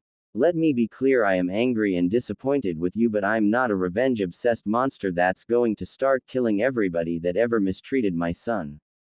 Jiraiya's shoulders slumped in relief and he stepped towards Kushina and finally took a seat. Hokage, I guess. Good choice, Kushina said pleasantly. She turned towards Naruto and motioned for her hat. I need my hat back. Sure, here you go, Mom. Naruto liked the sound of the word as he handed his mother the Hokage hat. He had a mom. She loved him. And she was the Hokage. This day was awesome. Kushina placed the Hokage hat on her head and the soft smile she had on shifted instantly. She had a deep sour frown on her face that nearly matched Hiruzen's in depth. It was a look that only a Hokage could give, and she had perfected it. Jiraiya instantly regretted his choice. Jiraiya of the Sannin, you are to explain why you choose to abandon your charge of watching over the village Jinchuriki as assigned to you by the late 4th Hokage. Kushina's voice held a rage under the largely neutral tones of Hokage speak. Come on, Kushina, Jiraiya began but was quickly cut off by Kushina. You will address me by my proper title. Kushina's dark glare didn't give Jiraiya any wiggle room. Jiraiya swallowed the lump in his throat. Very well, Lord Hokage, as you know, my duty to the village is to perform as its spymaster. To date, my information has saved your son's life several times and even the village itself during the recent attack by the sand. Your achievements are not what's in question, Jiraiya. But the reason why you neglected your duty to take care of Naruto. Kushina corrected Jiraiya with a firm hand. She reached into her drawer and produced a copy of Ika Ika Paradise. And do not say you would be too busy being a spymaster when you have produced several novels during that time. Jiraiya sighed and slumped in his chair. If I look back on it, there's no reason why I shouldn't have been able to care for Naruto more or even take him with me. But I was depressed at the time. I told you and Minato about the prophecy about how my student would bring about peace. I honestly thought he was it, you know. I didn't even think about Naruto until just a few months ago. Jiraiya rolled his shoulders and frowned. And at that point, it was too late. What was I supposed to say? Hey shorty, you don't know me, but I'm your godfather. I didn't want to train him at first either, but that's a special kid you have there, Kushina. He might look like Minato, but he's got your stubbornness streak. Naruto walked over to stand next to Jiraiya. He had a soft smile on his face. Even if he was mad at Jiraiya, it couldn't beat the fact that his mom was alive. So you're my godfather. Jiraiya nodded. Yay. For what it's worth, I'm sorry, brat. Who would want an old pervert like you to raise them anyways? Naruto turned his arms and pouted. Then a small smile crept up onto his face. But if you want to make it up to me, you can teach me some super awesome jutsu. Me too. Kushina slammed her hands down on the table excitedly. Jiraiya laughed loudly at the two, his entire body shaking as he did. What happened to acting like a Hokage? Kushina slumped back into her chair and blushed lightly. What, I get excited about learning new jutsus too, ya know. So does that mean I get off easy? Jiraiya asked with a giant grin on his face. If he could get out of this with just teaching Naruto and Kushina a few jutsu, that would be amazing. Like a switch, Kushina was back in Hokage mode. Not quite. First of all, I expect a full report on everything you know about why Itachi and Kisame are after my son. And given that you were under heavy emotional distress at the time, your neglect to Naruto Uzumaki could be forgiven by the village for a small donation of. Oh, a hospital wing perhaps. Jiraiya stood up and slammed his hands down on the table. What, are you crazy? There's no way I could afford that. Kushina shoved Jiraiya's bank statement in his face. Her eyes sparkled in delight as Jiraiya's face fell at her secret weapon. That's sure a lot of zeros, sensei. I'm certain it would be enough for a new hospital wing. That's not, but. Jiraiya sputtered out, unable to mount a proper defense. He looked Kushina in the eyes and saw her already smiling in victory. Yeah, fine. Just name it after me. Konoha thanks you for your donation. Kushina smiled brightly as Jiraiya slumped to the ground in tears. Tayuya entered the room with a client behind her. He was noble of sorts and rather stuffy looking. Okay, you're going to want to keep what you have to say short, 20 words or less is best, and try not to use big complicated words. She gets bored and confused easily. Do not. Kushina shouted and sat back down into her chair. Mr. Saitama, is it? Welcome to Konoha, I'll be with you in just a moment. The man made a curt gesture with his hand. Tayuya, show to our home and buy some fresh groceries while you're out, Kushina then motioned to Jiraiya. And you go cry about the fact you're temporarily poor elsewhere. I need to do Hokage stuff. Jiraiya looked up with pleading eyes. So you're not going to hurt me? Kushina raised an eyebrow at that. Why would I do that? You're a stupid perverted idiot, but you're going to fix that now, right? The part probably. So how do you know my mom anyways? Naruto asked Tayuya the moment they were outside of the Hokage tower. Tayuya's hand went up to where her curse mark once was and scratched at the chakra scar. Still, she couldn't help but smile. Kushina was how she'd want her mother to be. Minus the fact that her maturity was inconsistent. I'm her glorified babysitter. Naruto frowned at that. I don't need a babysitter. Tayuya gave a sharp laugh. Ha, I'm not so sure about that, short stack. Hey, you're not that much taller than me. You're shorter than Sakura. Naruto gave Tayuya something was a cross between a glare and a pout. Tayuya returned the glare and stood up straight to emphasize the 1-inch advantage she had on Naruto. Who care how tall she is, you're still shorter than me. I'm still growing, ya know. Naruto broke off the glare and crossed his arms. Just you wait, I'll be taller than you in no time. PFF'd. Yeah right, your mom's not that tall, it's probably genetic. Just like that stupid ya. No, you both keep saying. Tayuya smiled in victory before she sighed. But to answer your question, I met your mom when she freed me from Orochimaru's control. I guess she liked me because the day after she was made Hokage she pardoned me and made me her assistant, which basically means I babysit her. Why does she need a babysitter? She's the Hokage. Tayuya rolled her shoulders and gave a small groan. She was not a morning person. But Kushina had her beat by a mile. Kushina is literally worthless in the morning, so I have to wake her up. She also has no sense of time, so I have to keep track of all of her appointments. I also have to remind her that she can't do things like put her face on the mountain kissing the 4th Hokage. But that would have been funny. Kushina smiled as she made the two jump in surprise for a moment. She had been without Minato for over a month now. She missed him dearly. But life went on and she had her son now. Oh, and Konoha, she had that place too. Once she was over, her surprise Tayuya glared up at the other redhead. You aren't playing hooky again, are you? Kushina snorted and crossed her arms, refusing to look Tayuya in the eyes. I'm the Hokage, I don't play hooky.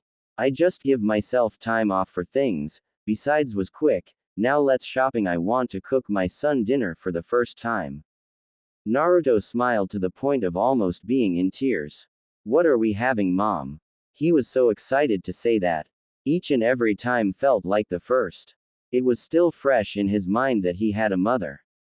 And that she loved him, she didn't want to abandon him. And now she was here with him. Ramen, Kushina said proudly with a giant smile. Her grin was made all the wider when Naruto looked up at her like she was a goddess made flesh. It's my favorite food too, ya know. Really? That's awesome, believe it. Naruto shouted loudly. Tayuya groaned at the two and slid her palm down her face. You two really are related. Naruto just smiled at Tayuya and his mother, and then he caught a familiar shade of pink walking down a side street. Hey, Sakura, come over here. Sakura instantly perked up when she heard Naruto's voice. She was on her way to check on Sasuke again today, and seeing Naruto back was a good highlight of her day. She would never publicly admit it, but she had missed Naruto during the month he was gone. Probably because Sasuke was in a coma. Still, she had to squint in confusion when she saw Naruto casually talking up the new Hokage and her assistant. Was that idiot in trouble again? She should probably go stop him from forcing Team 7 to run nothing but D ranks. Naruto, you idiot, why are you bugging the Hokage? Kushina smiled as Sakura marched over to Naruto and watched him squirm in some form of self-defense when she grabbed his head and forced him to bow politely. Those two would be so cute together. I'm sorry if my idiot teammate has been bothering you, Lady Kushina. Please accept my apology on behalf of Team 7. We really can't let him out without somebody to watch him. Sakura apologized profusely as she bowed both her and Naruto deeply. Sakura, I don't need to apologize to her, she's my mom. Naruto pouted when Sakura finally let go of his head. Sakura let out a small laugh to humor Naruto's bad joke. Oh please Naruto, don't make up such things, there's no way the Hokage could be your mother, she's far too pretty. Kushina joined in Sakura's small laugh, although hers was a genuine chuckle. You wouldn't happen to be my son's girlfriend, wouldn't you? Sakura's reaction was well worth it. Naruto just smiled a moment before he nodded in agreement. Yep. You idiot. Don't say things like that. Sakura shouted, blushing furiously. She grabbed Naruto's jacket and began to shake him furiously back and forth. Why didn't you tell me the Hokage was your mother, you idiot? Why do you have to be so weird and stuff? Kushina clapped happily for a moment in a way it reminded her of her and Minato when they were younger. Especially that first couple of weeks before they became official. I didn't hear a no, Sakura. Why don't you join us for dinner tonight? I'm certain Naruto wouldn't mind. Sakura released Naruto, causing him to fall to the ground in a slightly dizzy heap. I wouldn't want to intrude, Lady Hokage. Besides, I was on my way to go check on Sasuke and I. Sakura wasn't interrupted by Naruto jumping up at Sasuke's name. Ah, Sasuke. I forgot about him. Granny should be done healing him by now, right? Mom, can we stop by the hospital to check? A wicked glint appeared in Kushina's eye. For a moment she wondered if she should tell Naruto he has a new step-brother as well. Nah, surprises are fun. That sounds like a great idea. Tayuya, would you be okay with? Yay, fine, I'll do the shopping, but you're buying me wasabi peas. Tayuya stomped off with an annoyed grace about her. Well then, let's go to the hospital, Kushina said happily, and she began to walk in the wrong direction. Which way is it again? Alright, well, it appears as though you're fine now, Tsunade said happily. The operation to repair somebody's mind from genjutsu was a delicate one, but once you learned to do it, it was simple enough. She was conflicted that none of the current doctors could perform such an operation. She should talk to this mystery Hokage into letting her have control of the hospital. This was just pathetic. But just to be safe, don't do anything like training for a few days. I'll inform the Hokage you're off missions for at least a week as well. Sasuke nodded numbly. It felt like a fog had been lifted from his mind. He remembered Itachi going after Naruto. He remembered feeling resentment towards Naruto because Naruto was stronger. Why did that matter? His hand went up to his curse seal. Wait, that was what was different. He didn't know how he knew, but it was like he was less angry, less clouded. There was no constant nagging. For the first time since before the Chunin exams, he wasn't angry. Sasuke. The voice of Naruto echoed from the doorway. Well, now he was annoyed. Shut up, Naruto, we're in a hospital. And there was Sakura. Sasuke almost wanted to smile when he saw Naruto appear in his little corner of the hospital room. But he couldn't. Itachi wanted Naruto for some reason. Why did Itachi want Naruto? Was there something about him that made Naruto a threat? A bigger threat than he was? Naruto was about to speak when Sakura squeezed past him. Sasuke. Sakura shouted and flung herself at Sasuke. She wasted no time in wrapping her arms around Sasuke's neck. I'm so glad you're okay now. Yay. I'm better now, Sakura, Sasuke replied and patted the girl on the small of her back. But how are you and Naruto doing? Naruto smiled and stood a little bit prouder.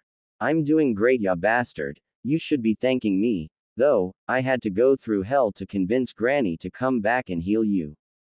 Sasuke gave a small chuckle at that. Naruto really was an idiot. But at the same time, Naruto was his friend. He would never say it to his face, though. Still, simple gratitude wouldn't be too much to ask of him. Sure. Thanks, loser. For a moment Naruto's eyes nearly popped out of his head before he rubbed his nose in embarrassment. He had gotten Sasuke to say thank you. That's kind of close to acknowledgement, right? Sakura, do you mind letting go? Sasuke asked after 30 seconds. The girl really should have realized that he wasn't hugging her back anytime soon.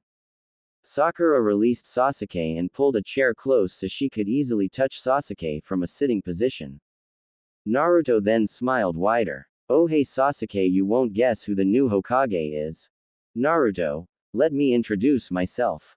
Kushina said as she walked into view. She placed her hands on Naruto's shoulders and smiled down at Sasuke. He looked so much more like Makoto. Which was a good thing because Fugaku was an ugly old bastard even when he was 13. Sasuke blushed. That was all there was to it.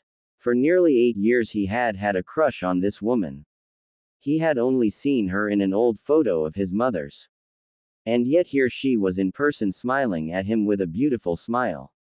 It was because of her that he liked long hair. And then there was the color. Kushina couldn't help but smile when she noticed Sasuke's reaction to her. And the glare Sakura gave her. Just wait until they find out what she had planned. Hello Sasuke, I'm Tomato Lady. It was barely a whisper that echoed from Sasuke's lips. This was the woman that made tomatoes his favorite food. Even if he didn't like them for the first couple months. Kushina's face twisted into one of rage for a couple of seconds and her face grew hot. She was not a tomato. I'm sorry, what was that? Sasuke gulped. Oh god, she was talking to him. That's what my mom called you when I found a picture of you when I was 5. Damn it Makoto, Kushina swore under her breath. Of all the people in the world, the only two that could get away with calling her a tomato were Makoto and Minato. Anyways, my name is Kushina Uzumaki, I'm the 5th Hokage, Naruto's mother. Sasuke's eyes nearly popped out of his head as he looked at the grinning Naruto and the smiling Kushina. Slowly, he watched his world view shatter a little bit. He could see the similarities. The same eye shapes, the same roundness of the eyes.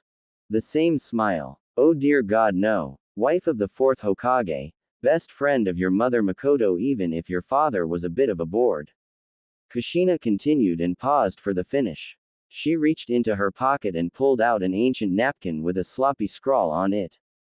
And your new godmother. What? Morning after. Redheaded. It was a good 2. Small, firm, shapely with just enough jiggle.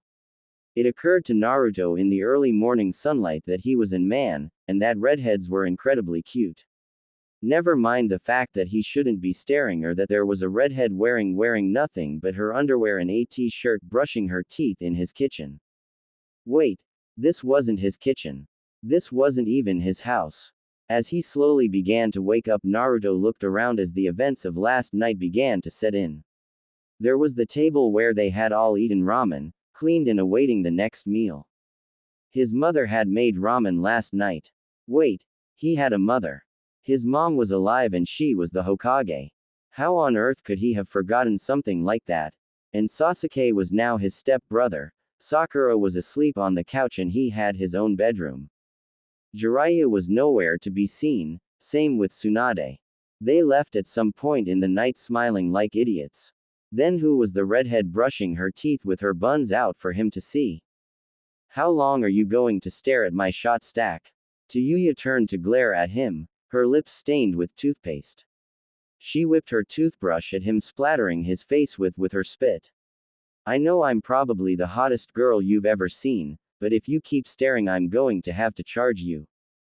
Naruto blinked and cringed away from her spit well after it had hit him in the face. Right, Tayuya, the girl that now lived with his mother as her assistant roommate, glorified babysitter. Why aren't you wearing pants? 'Cause this is my home and I'm free to not wear pants in my own house. Tayuya wielded her toothbrush like it was a knife. Anyways, shorty, I need to get your mother up and ready for the wonderful privilege that is being the Hokage. She grabbed his hand, a dangerous sparkle in her brown eyes. And I finally got me a helper. Tayuya dragged him through the still unfamiliar house simple door that had a latch on it to keep it closed. It sounded like there was a bear being kept inside. Why's there a lock on my mom's bedroom? Well, Squirt, your mom's a bit off her rocker when it comes to just about everything. Tayuya smiled as she undid the latch, exposing just a bit more of her butt, not that he was looking, as she reached up to undo the latch. One of the things is that she tends to move a lot in her sleep, so I put a latch here so that her weirdness doesn't extend out into the rest of the house. Still not quite awake, Naruto just nodded, and then understood exactly what Tayuya meant. It looked like a tornado has rampaged through the room centered around the ceiling fan. The bed frame was bare, stripped of the mattress and covers, and put on its side against the windows. The dresser had been moved to the center with the mattress resting against it. Many of the blankets and covers were hanging from the fan. And in the center of everything, dangling by one foot tangled in blankets while her head still rested on the mattress, was Kushina Uzumaki. The Hokage. And his mother. How the hell? Naruto asked as he examined the room. His room was like right next to this one. How the hell did he not hear any of this? Tayuya snorted. This is nothing. Last week before I got the latch I found her cuddling a bear to death in its cave. She said that she ends up sleeping in weird positions when she's not sleeping with anybody. So, how do we get her down? Tayuya's incredibly practical answer was to throw a kunai at the blanket that held much of Kushina up. It tore in seconds, causing Kushina to fall helplessly down the mattress, landing in a heap at their feet. Still snoring loudly. Grab a foot. We're taking her to the bathroom. Sakura awoke to what sounded like two giant coconuts slamming against each other at terminal velocity. She skipped the groggy steps between sleep and wide awake in a heartbeat. Scrambling upward and tangling herself up in her blanket, Sakura prepared for the worst. And then sleep slammed into her right in time for her to lose her balance off of the couch she had been using as a bed and slam into ground. This was so not her morning. She needed a good 15 minutes to get her shit together, maybe 30, especially when she wasn't on a mission or something. And then there was last night. She ended up following the Hokage, that just so happened to be Naruto's actual mother and Sasuke's godmother, to her home and ended up eating more ramen than she'd ever want to eat in her life. There goes my diet. Sakura pushed herself up off the floor. She hadn't actually been following her diet for a while, at least not the starve herself into being thin diet her and Ino were on. Her diet was more balanced now, focusing on proper nutrition. Still, it was good. Sakura righted herself, doing her best to make herself presentable. She was at the Hokage's house, and even if the woman was Naruto's mother, she should at least try to look presentable. After all, Lady Kushina was officially Sasuke's guardian as well.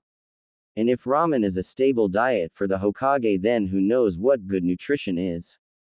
Seriously, that woman was worse than Lady Tsunade.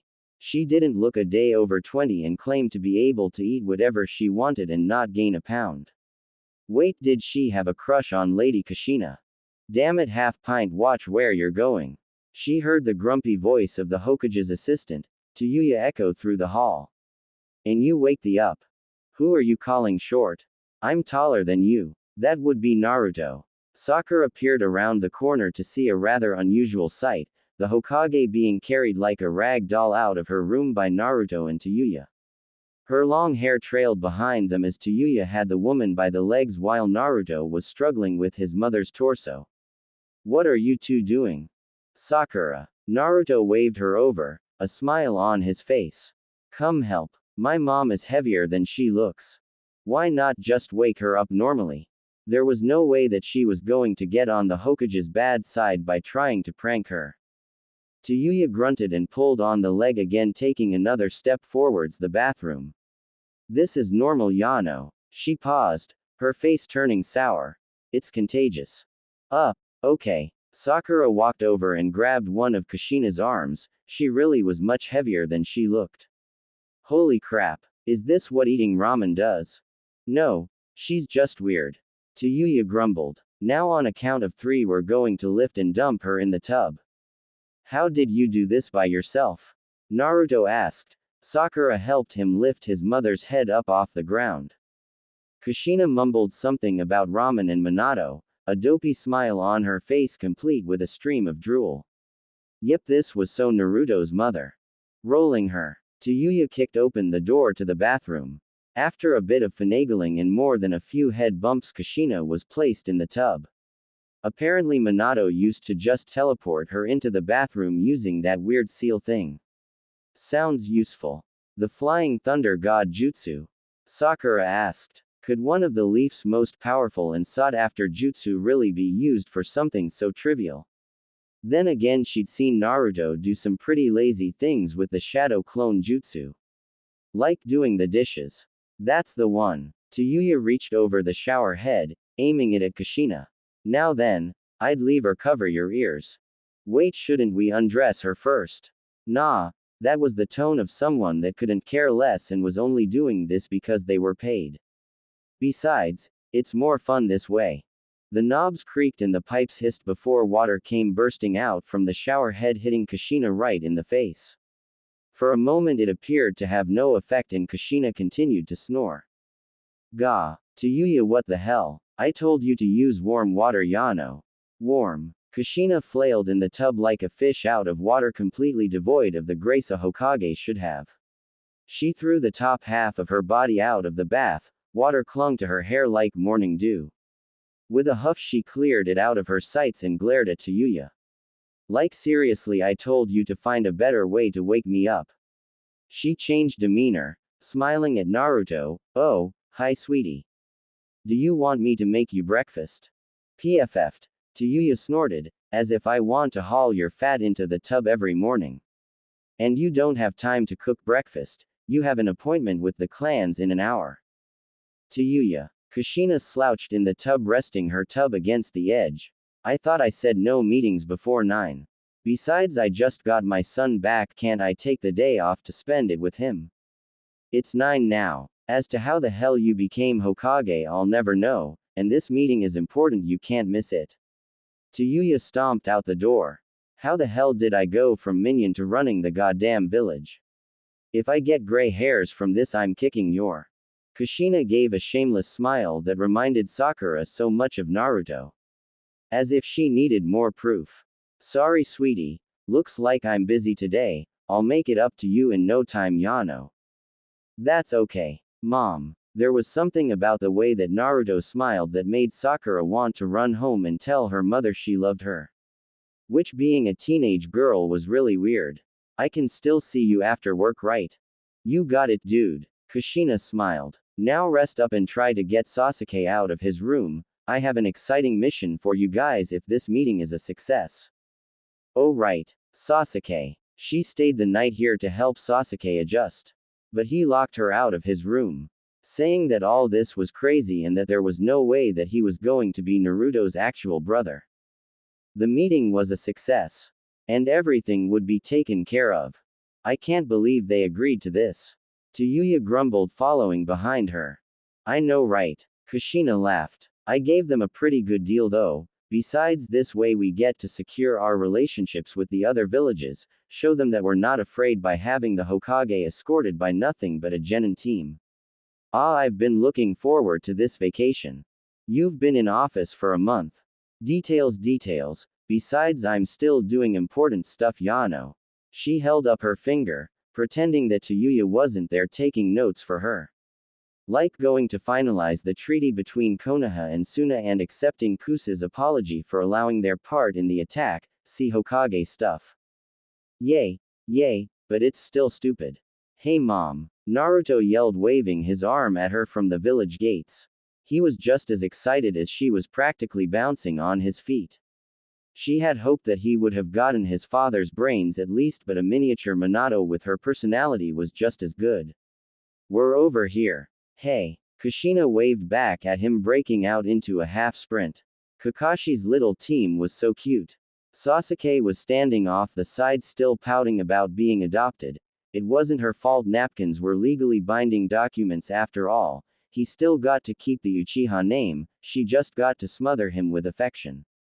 And Sakura was a cutie as well, she reminded her of Rin so much. And then there was Naruto, her baby boy. She couldn't take it anymore and sprinted towards them, ignoring the groaning of her assistant. Are you guys ready for your super special mission? No, Sasuke growled. Where's Kakashi? Isn't he our team leader? Cute. He was a tsundere. Oh, don't worry about Kakashi, he's busy doing other things at the moment. Namely establishing connections with the Mist Yano. As for your team leader, well, considering how Tayuya is the only Chunin here, that would be her. Oi, Tayuya growled, catching up to her. I thought I was a Junin. Does it matter? You're still the team leader. I guess that's true. Tayuya adopted one hell of a smile. One that almost made her proud. Alright brats, as of today you're a part of Team Tayuya. Mission babysit the Hokage as go. Hey, I thought I told you not to call it that. Sand, seals, and something. Why is it so goddamn hot? Tayuya swore as much as she breathed, like that was just a sound her body made on its own. She wiped the sweat from her brow, flicking at the rest of the group. Quote. Normally his mother would get on her about the swearing. Instead, Kushina, who normally had more energy than he did, gave a grunt, drinking from her canteen. "'Cause we're in the desert," Sasuke offered. Out of everybody he looked the least affected by the desert heat. Instead, he just looked like a cooked lobster. It was going to be so much fun torturing Sasuke once it turned into a sunburn. Apparently being in Uzumaki prevented sunburns. So neat. Shut it, you know it all, bastard. Tayuya sneered at Sasuke. Sakura nodded along, still keeping pace, her own skin smeared with a white paste Sasuke seemed to forget. Don't be sarcastic because you forgot your sunscreen, Sasuke. I offered you some of mine this morning. Oh, Kushina perked up. Is it time to pick on Sasuke for being grumpy again? Well, they didn't use any. Sasuke snorted, increasing his pace, the sand flying under his feet. That's 'cause we're Uzumaki, Naruto shouted, chasing after his adopted brother and friend. We're immune to sunburn. They leapt up a large dune that was like a mountain of sand. And stopped. A wall of sand lined the horizon with large stone gate cut into it. Hey, Mom, I think we found the village. Naruto laughed, pointing towards Suna. Surely he'd be able to see Gaara again. It's right over. Kumeon girls, Kushina shouted, grabbing onto both Sakura and Tayuya, and sprinting up the hill with more vigor than Rock Lee could have mustered. Bath, water, bed, glorious bed. She sped past him and Sasuke, heading right for the gates, Tayuya shaking free and still matching her pace. Hey, wait up. Naruto chased after them, leaving Sasuke in the dust. When he finally caught up with his mother, they were standing in front of a group of sand ninja. With Gaara standing there, holding his hand out to his mother. Greetings. I am Gaara of the desert, soon to be god. I'm Kazekage of Suna. I thank you for coming to discuss our treaty. The air was charged. The tension was high and it almost felt like a fight might break out at any moment. And there was something off about his mother. Her eyes sparkled and she had a large smile on her face. Her hair was beginning to stand on end. She squealed, stomped her feet, grabbed Gaara by the wrist and pulled him into the city. Son of a bitch, Tayuya shouted. Being the first to act, she gave chase, pushing past Tamari and what's his face, cat-eared makeup guy, and several other sand ninja. Kushina, you dumb bitch. I told you not to do anything stupid. The rest of them blinked and Naruto felt all eyes slowly turn to him. I promise my mom isn't going to hurt him. They did not seem convinced. Why are you kidnapping the Kazekage? Gaara thought that this was a very valid question. Though he technically wasn't the Kazekage. Not yet at any rate. He was the next Kazekage, which was basically all of the work without the title. Not that that mattered, as Konoha's newest Hokage, a red-haired woman with enough crazy in her eyes to make him feel uneasy, had said hello, grabbed him by the arm and was now running through Suna to find a quiet place. Yes? Gaara asked, looking back at the younger red-headed woman that seemed to be Hokage's voice of reason. Not that it did much good, she trailed after them, barely managing to keep up. And behind her was Team 7, specifically Naruto and that pink-haired girl he should probably apologize for trying to kill. But that also wasn't important right now. His gaze landed on the Hokage's hair. He had been told that he was a redhead. That his rust-colored hair was unique. This woman put him to shame, with hair redder than blood and twice as thick. Why are you kidnapping me? The Hokage turned to look at him, a giant smile on her face as she rounded another corner, crashing out onto a balcony before jumping across a busy bazaar.